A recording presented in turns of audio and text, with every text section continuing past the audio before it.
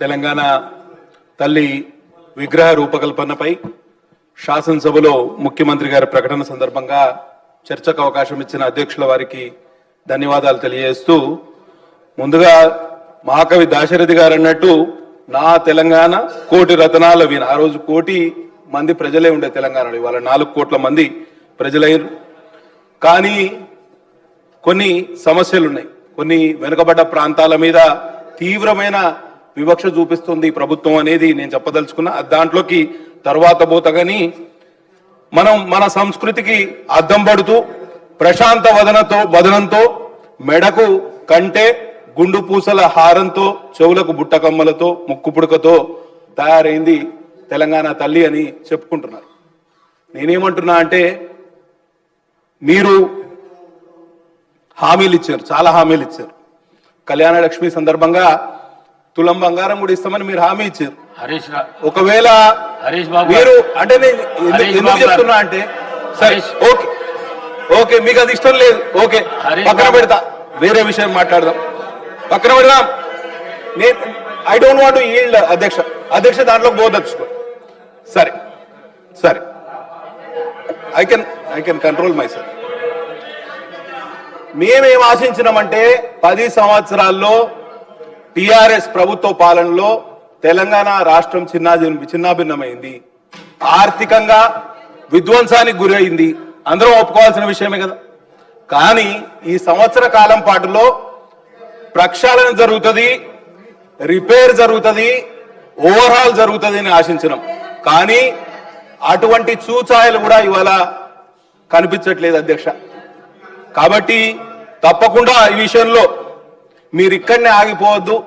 కనీసం మీరిచ్చిన హామీలకు కట్టుబడి ప్రక్షాళన దిశగా మీరు ముందుకు పోవాలని నిండు మనసుతో కోరుకుంటూ, ఇంకొక విషయం అధ్యక్ష, ఇవాళ సోనియా గాంధీ గారి జన్మదినం డిసెంబర్ 9 నాడు తెలంగాణ తల్లి అవతరణ దినోత్సవం అని చేస్తున్నామని అన్నారు. మా కమ్యూనిస్టు సోదరులు చెప్పారు సెప్టెంబర్ 17 నాడు తెలంగాణ విమోచనం జరిగింది. మరి ఆ రోజు ఎందుకు మనం చేసుకుంటలేం? ఎందుకు కొన్ని శక్తులు మేమున్న అడ్డుకుంటున్నాయా ఏంటిది అనేది మీరు ఆలోచన చేయాలి. పెద్ద ఎత్తున నిజాం ప్రభుత్వాన్ని మెడలు వంచి మీ నల్లగొండ జిల్లా నుంచే మొదలైంది ఉద్యమం, సాయుధ రైతాంగ పోరాటం. కాబట్టి వారికి సంఘీభావంగా సెప్టెంబర్ 17ను తెలంగాణ విమోచన దినంగా జరపాల్సిందిగా, అధికారికంగా జరపాల్సిందిగా ప్రభుత్వం వారికి విజ్ఞప్తి చేస్తూ, నేను చెప్పేది ఒక్కటే నిమిషంలో ముగిస్తా అధ్యక్ష. గతంలో భారత మాతను సృష్టించిన కళాకారులు పశ్చిమ బెంగాల్కి చెందిన వారు ఉండే. ఫస్ట్ భారత మాతను తయారు చేసింది పశ్చిమ బెంగాల్కి చెందిన కళాకారు. ఆ రోజు భారత మాతకు కిరీటం లేకుండే, భారత మాతకు కంటె లేకుండే, గొలుసులు లేకుండే. ఆమె చేతిలో ఒక జపమాల ఉండే, ఇంకో చేతిలో కలశం ఉండే. తర్వాత నెహ్రూ గారి ఆధ్వర్యంలో, తర్వాత పెద్ద ఎత్తున కాంగ్రెస్ పార్టీ యొక్క ఈ ప్లీనరీ సమావేశాల్లో కొత్త భారతమాత, కొత్త విగ్రహానికి వారు రూపకల్పన చేశారు. ఆ విగ్రహానికి కిరీటం ఉన్నది, తర్వాత హారాలు ఉన్నాయి, కంఠహారాలు ఉన్నాయి, ఒక త్రివర్ణ జెండా కూడా చేతిలో ఉండే. కాబట్టి ఆ విధంగా నడిచింది. అప్పుడేమో ఆ విధంగా ఆలోచన చేస్తే ఇప్పుడేమో మనం ఉల్టా ఆలోచన చేస్తాను. తెలంగాణ ఇవాళ టిఎస్ నుంచి టీజీకి మార్చింది అధ్యక్ష.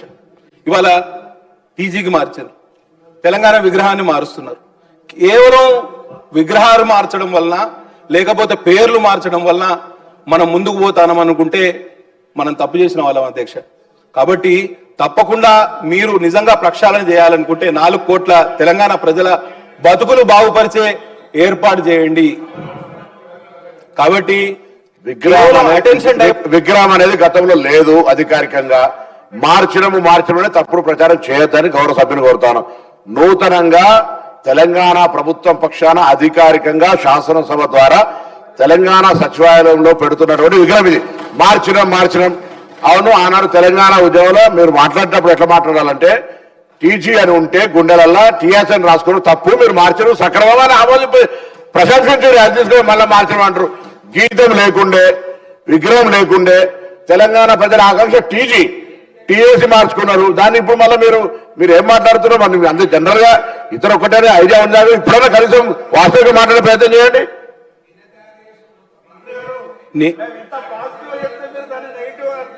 మిమ్మల్ని అప్రిషియేట్ చేస్తున్నాం.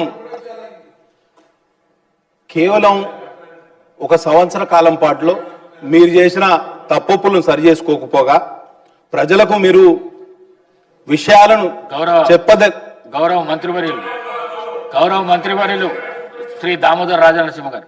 సార్ 1 నిమిషం కన్క్లూడ్ చేస్తా.